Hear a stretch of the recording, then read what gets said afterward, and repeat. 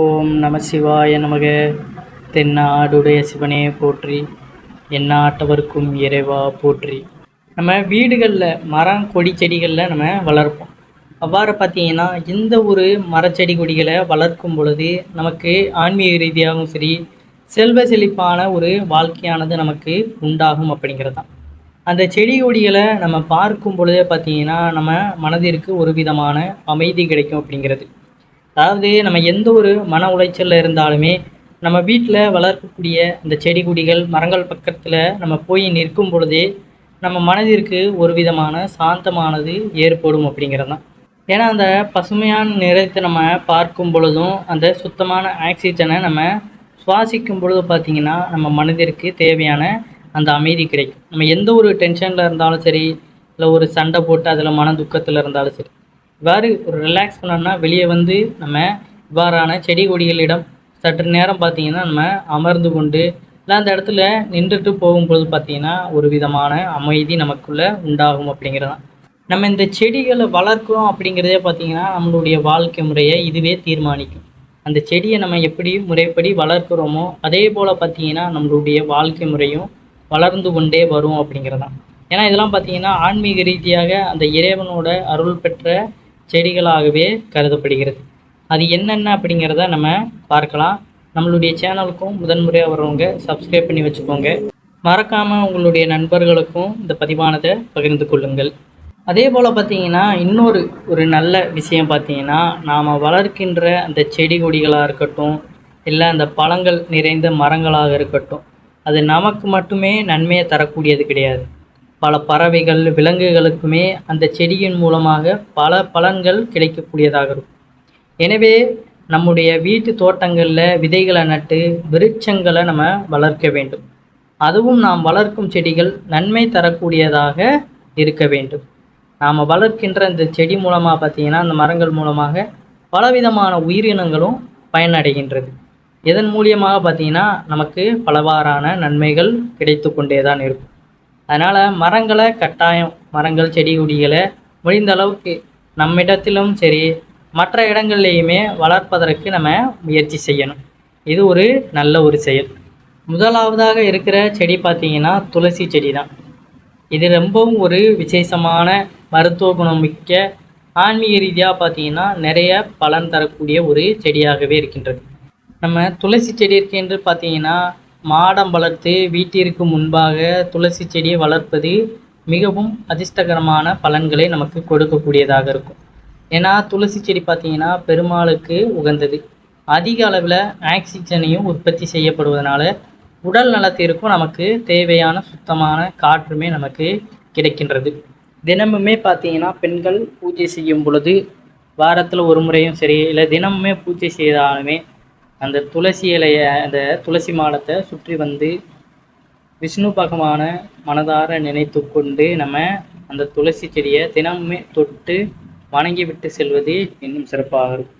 அதுபோல் பார்த்திங்கன்னா நம்ம பூஜை செய்கின்ற நாட்களில் பஞ்சபாத்திரத்தில் நீரில் பார்த்திங்கன்னா அந்த துளசி இலையில் ஒரு 4 இலைகளை போட்டு அதை வைத்து அங்கு அமர்ந்து பார்த்திங்கன்னா உங்களுக்கு தெரிந்த மந்திரங்கள், இறைவனுடைய அந்த மந்திரங்கள் இல்லை வேறு எதையாவது அந்த திருப்பதிகங்களையும் நீங்கள் அந்த இடத்துல பாராயணம் செய்வது பார்த்திங்கன்னா இன்னும் சிறப்பாக இருக்கும்.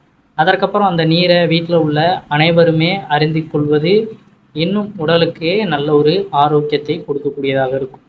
அதே போல் ஆன்மீக ரீதியாக நமக்கு பல நன்மைகளை தரக்கூடிய இந்த ஒரு துளசி செடியுமே நம்ம வீட்டில் வளர்ப்பது இன்னும் சிறப்பாக இருக்கும்.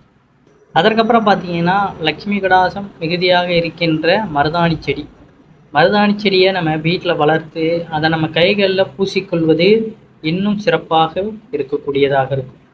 நம்ம கடைகளில் வாங்குகிறோம் பார்த்திங்களா, அந்த கோன்களை தவிர்த்து விட்டு இவ்வாறு நம்ம வீட்டில் மருதாணி செடியை நாமளே வளர்த்து அந்த செடிகளில் உள்ள அந்த இலைகளை பறித்து அரைத்து நம்ம கைகளில் மருதாணியை வைத்து கொள்ளும் பொழுது பார்த்திங்கன்னா நம்ம உடலும் சரி மனமும் எப்பொழுதுமே தூய்மையாகவும் அமைதியாகவும் இருக்கும் அப்படிங்கிறதான். பெண்கள் கட்டாயம் பார்த்திங்கன்னா இவ்வாறு தங்களுடைய மாதவிடாய் காலங்கள்லேயும் சரி இப்படி மருதாணி வைத்துக்கொள்வது அவர்களுக்கு உடல் ரீதியாக பல நன்மைகளை தரக்கூடியதாக இருக்கும். ஆண்கள் பெண்கள் இருபாலருமே பார்த்திங்கன்னா மருதாணியை தங்களுடைய கைகளில் வைத்துக்கொள்வது இன்னும் சிறப்பான விஷயமாக இருக்கும். மருதாணி செடி பார்த்திங்கன்னா நமக்கு பல வழிகளில் நன்மைகளை தரக்கூடியதாக கருதப்படுகிறது. இந்த லக்ஷ்மி கடாசமும் மிகுந்ததாக இருப்பதனால மருதாணி செடியுமே நம்ம வீட்டில் வளர்ப்பது இன்னும் சிறப்பாக இருக்கும். அதே போல் வாசமுள்ள பூச்செடிகளையுமே நம்ம வீட்டில் வாங்கி வளர்த்து அந்த பூக்களை நம்ம பறித்து பார்த்திங்கன்னா நம்ம வீட்டில் உள்ள அந்த இறைவனுடைய திருவுருவ படத்திற்கு வைப்பது இன்னும் சிறப்பாக இருக்கும். அது என்னெல்லாம் பார்த்திங்கன்னா பாரிஜாதம், மல்லிகை, முல்லை, செண்பகம், நித்தியமல்லி மற்றும் வாசமுள்ள பூச்செடிகள் போன்றவற்றை. வாசமாக இருக்கின்ற பார்த்திங்கன்னா இறைவன்களுக்கு தகுந்த ஒவ்வொரு இறைவனுக்கும் பார்த்திங்கன்னா ஒவ்வொரு விதமான பூக்களானது பிடிக்கும் அப்படிங்கிறது உண்டு. அந்த வகையில் பார்த்திங்கன்னா சிவபெருமானுக்கு நிறைய வாசமுள்ள பூக்கள் அப்படிங்கிறது பிடிக்கும். நாமளே பார்த்திங்கன்னா வீட்டில் வளர்த்து அதை நம்மளே சிவபெருமானுக்காக அதை நம்ம அர்ப்பணித்து பூஜைகள் செய்யும் பொழுது பார்த்திங்கன்னா இன்னும் விசேஷமாக இருக்கும். எப்பொழுதுமே பார்த்திங்கன்னா பூக்களில் அந்த பூச்செடிகள்லேருந்து பூக்களை பறித்துட்டீங்க அப்படிங்கிற பட்சத்தில் ஒன்று அதை தலையில் அணிந்து கொள்ளணும். இல்லை அப்படிங்கிற பட்சத்தில் பார்த்திங்கன்னா சுவாமிக்கு நம்ம அதை வைத்து பூஜைகளை செய்து நிறைவடைந்து விட்டுறணும். அதை வாங்கி எடுத்துகிட்டு போய் ஃப்ரிட்ஜில் வைக்கணும், இல்லை ஒரு கவரில் கட்டி அங்கே வச்சுட்டு வேறு எடுத்துக்கலாம் அப்படின்னு நம்ம எப்பொழுதுமே இந்த தவறை செய்யக்கூடாது. வாங்கிட்டோம்னா முதல் வேலையாக பார்த்திங்கன்னா அது ஒன்று பூஜையில் சுவாமி படங்களுக்கு போடணும், இல்லைன்னா பெண்கள் தங்களுடைய கூந்தலில் அதை வைத்துக்கொள்ளணும். இதில் ஏதாவது ஒன்றை பார்த்திங்கன்னா நம்ம செய்து விடணும். அதை நம்ம அப்படியே விட்டு விடுறோம், ஃப்ரிட்ஜில் வைக்கிறோம், இதெல்லாம் பார்த்திங்கன்னா அதனுடைய தன்மையானது அப்படியே இழந்து விடும். அதற்கப்புறம் பார்த்திங்கன்னா சும்மா நம்ம அதை சாதாரணமாக தான் வைப்பது. அது எந்த வகையிலையுமே ஒரு நேர்மறை ஆற்றலை நமக்கு தருவது கிடையாது. எடுத்த உடனே அது உயிருள்ளும் பொழுதே அதை நம்ம பயன்படுத்தும் பொழுது தான் பார்த்திங்கன்னா அதனுடைய அந்த சக்தியானது நமக்கு கிடைக்கப்பெறும். இதையுமே பார்த்திங்கன்னா நினைவில் வைத்து கொள்ளுங்கள். அதே போல் பார்த்திங்கன்னா மஞ்சள் அரளி பூக்கள் இருக்கின்ற அந்த செடிகளையுமே நம்ம வீட்டிற்கு முன்பாக வாங்கி வளர்ப்பது இன்னும் சிறப்பாக இருக்கும். இது பொதுவாக பார்த்திங்கன்னா கோயில்கள்லாம் பார்த்திங்கன்னா பெரிய மரங்கள் போன்று வளர்ந்துருக்கும். வீட்டின் முன்பாக பார்த்திங்கன்னா மஞ்சள் அரளி பூக்கள் வளர்க்கலாம். மஞ்சள் கலரில் பூக்கள் கொத்து கொத்தாக பூக்கும் செடி இது. இதனை வீட்டில் வளர்த்தால் செல்வம் பெருக்கும் என்பது நம்பிக்கை. அதே போல் செம்பருத்தி பூக்களையும் நம்ம வீட்டிற்கு முன்னால் பார்த்திங்கன்னா அந்த செடிகளையுமே வாங்கி வளர்ப்பது இன்னும் சிறப்பான விஷயமாக இருக்கும். அந்த செம்பருத்தி பார்த்திங்கன்னா பல வண்ணங்களில் இருந்தாலுமே சிவப்பு நிறத்தில் இருப்பதே சிறந்தது. அதில் தான் பார்த்திங்கன்னா மருத்துவ குணமும் ரொம்பவும் இருக்கும். அதையுமே நம்ம வீட்டிற்கு முன்னாடி வாங்கி வைத்து வளர்ப்பது இன்னும் சிறப்பாக இருக்கும். அதே போல் கற்றாழை செடியை நம்ம வீட்டிற்கு பின்னாடி வாங்கி வளர்ப்பது இன்னும் மருத்துவ குணங்களை கொடுக்கக்கூடியதாக இருக்கும். கற்றாழை செடிகள் பூக்கும் போது வீட்டில் சுப நிகழ்வுகள் நடைபெறும் என்பது நம்பிக்கை. அதே போல் பார்த்திங்கன்னா இந்த ஒரு செடியை நம்ம வீட்டு நிலைவாசலில் வளர்க்கும் பொழுது அந்த நிலைவாசலில் பார்த்திங்கன்னா லக்ஷ்மி தேவி நிரந்தரமாக வாசம் செய்வார் அப்படிங்கிறதான். அது என்னென்னு பார்த்திங்கன்னா மனோரஞ்சிதம் செடி. மகாலட்சுமிக்கு நிலைவாசலுக்குள் நிலையாக வருகை தர வேண்டும் என்றால் உங்கள் வீட்டு வாசலில் பார்த்திங்கன்னா இந்த மனோரஞ்சனம் செடியை வளர்க்க வேண்டும். மகாலட்சுமிக்கு மிகவும் விருப்பமான இந்த செடியை உங்கள் நிலவாசலில் நட்டு வைத்து தான் பாருங்கள். மகாலட்சுமியின் வருகையை நீங்களே நினைத்தாலும் அது தடுத்து நிறுத்த முடியாது. இது தவிர பார்த்திங்கன்னா உங்கள் வீட்டிற்கு வரும் எதிரிகள் கூட இந்த செடியை பார்த்துவிட்டு வீட்டிற்குள்ளே நுழையும் பொழுது உங்களுடைய நண்பர்களாகவே மாறிவிடுவார்கள். அந்த எந்த ஒரு எதிர்மறையான குணத்தோடு வந்தாலுமே இந்த செடியை அவர்கள் கடந்து நம்ம வீட்டிற்குள்ளே வரும்பொழுது பார்த்திங்கன்னா அது நமக்கு நன்மையை தரக்கூடியதாக மாறிவிடுவார்களாக கருதப்படுகிறது. அந்த அளவிற்கு பார்த்திங்கன்னா ஒரு வசியத்தன்மை கொண்ட செடியாகத்தான் இது உள்ளது. நம்பிக்கை உள்ளவர்கள் பார்த்திங்கன்னா மேல் சொன்ன விஷயங்களை பின்பற்றி பலன்களை பெறலாம். அதற்கப்புறம் பார்த்திங்கன்னா இது ஒரு சிறப்பு வாய்ந்த ஒரு மரம். நம்மளுடைய முன்னோர்கள் காலத்திலேருந்தே பார்த்திங்கன்னா இந்த மரத்தை நம்மளுடைய முன்னோர்கள் பயன்படுத்தி கொண்டு தெய்வமாகவே வழிபட்டு கொண்டு வந்திருக்கின்றனர். அப்படி என்ன மரம்னு பார்த்திங்கன்னா புரசு மரம். இது பேரே பார்த்திங்கன்னா சில பேருக்கு தெரிந்திருக்கும், சில பேருக்கு தெரிந்திருக்காது. நம்மளுடைய முன்னோர்கள் பார்த்திங்கன்னா ஏற்கலப்பை, அதாவது நிலங்களை உழுதுவதற்கு பார்த்திங்கன்னா இந்த மரத்தில் உள்ள கட்டையைத்தான் பயன்படுத்துவார்கள். அதை தெய்வமாகவே வழிபட்டு கொண்டு வந்திருக்கின்றனர். அதே மருத்துவ ரீதியாகவும் பார்த்திங்கன்னா பல பிரச்சனைகளை தீர்ப்பதாக இந்த புரசு மரம் இன்றளவும் பார்த்திங்கன்னா நாட்டு மருந்து கடைகளில் பயன்படுத்தி கொண்டு தான் இருக்கின்றனர். ரொம்பவும் கடன் பிரச்சனையால் அவதிப்பட்டு வருபவர்கள், வருமானம் இல்லாமல் கஷ்டப்பட்டு இருப்பவர்கள், தொழிலின் நஷ்டம் இருந்தால், இப்படி பணம் சம்பந்தப்பட்ட அத்தனை பிரச்சனைகளுக்கும் ஒரு தீர்வு கிடைக்க வேண்டுமென்றால், இந்த மரத்திலிருந்து பார்த்தீங்கன்னா எடுக்கப்பட்ட ஒரு சிறிய குச்சியை கூட பார்த்தீங்கன்னா நீங்கள் வீட்டில் வைத்திருந்தாலே போதும். அந்த காலத்தில் பார்த்தீங்கன்னா பூஜேரியில் வாசக்கால் செய்யவுமே இந்த புரசு மரத்துக்கட்டையை பயன்படுத்தி வந்தார்கள். வீட்டின் நிலைவாசல் கதவு வைக்கவுமே இந்த புரசு மரக்கட்டையை பயன்படுத்தி வந்தார்கள். காரணம் பார்த்தீங்கன்னா இது செல்வ செழிப்பை ஈர்த்து தரக்கூடிய சக்தி வாய்ந்த ஒரு மரமாகவே திகழ்கிறது.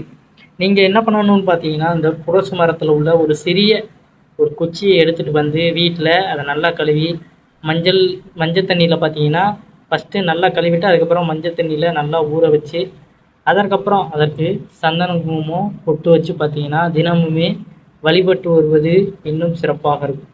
இங்கே எங்கு சென்றாலுமே அந்த மரத்தினுடைய குச்சியானதை தொட்டு கும்பிட்டு விட்டு அந்த இடத்திற்கு போகும்பொழுது பார்த்தீங்கன்னா அது நிச்சயம் வெற்றி கிடைக்கும் அப்படிங்கிறது தான். எவ்வளவு நம்ம வறுமையில் தாழ்ந்து இருந்தாலுமே பார்த்தீங்கன்னா நம்ம ஏதாவது ஒரு முயற்சியை கையாளும் பொழுது தான் அதில் நமக்கு வெற்றி கிடைக்கும்.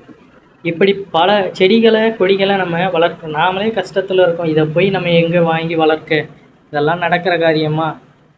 சில பேர் என்ன சொல்லுவாங்கன்னு பார்த்தீங்கன்னா, வேலை பார்த்தா தான் நமக்கான ஊதியம் கிடைக்கும், இவ்வாறு இந்த அதிர்ஷ்டத்தெல்லாம் நம்ப முடியாது அப்படின்னு சொல்கிறாங்க. எல்லாத்திற்கும் பார்த்தீங்கன்னா ஒவ்வொரு விதமான அதிர்ஷ்டம் இருக்க போய் தான் நமக்கான அந்த உயர்வான இடத்திற்கு நம்ம செல்கிறோம். அந்த வகையில் இவ்வாறான செடி கொடிகளும் நமக்கு இந்த அதிர்ஷ்டங்களை கொடுக்கக்கூடியதாக தான் கருதப்படுகிறது. அதனால் எவ்வளோ கஷ்டத்தில் இருந்தாலுமே இவ்வாறான விஷயங்களை நம்ம பின்பற்றும் பொழுது தான் ஏதோ ஒரு கட்டத்தில் நம்ம உயர முடியும். அதனால் தவறாமல் பார்த்தீங்கன்னா மேற்சொன்ன செடி கொடிகளை வீட்டில் வளருங்க. கட்டாயம் பார்த்தீங்கன்னா இந்த புரசு மரத்து குச்சியை வீட்டிற்கு வாங்கிட்டு வந்து அதை கழுவி மஞ்சள் தண்ணீரில் நல்லா அதை மெழுகு வச்சு பூசி அதுக்கப்புறம் சந்தனம் குங்குமம் பொட்டு வச்சு தினந்தோறுமே அதை வழிபட்டு வாருங்கள். நல்ல ஒரு முன்னேற்றமானது நமக்கு கிடைக்கக்கூடும் அப்படிங்கிறது தான் நிதர்சனமான உண்மை. நம்பிக்கை உள்ளவர்கள் பார்த்தீங்கன்னா இந்த முயற்சியை செய்து கொண்டு வாருங்கள்.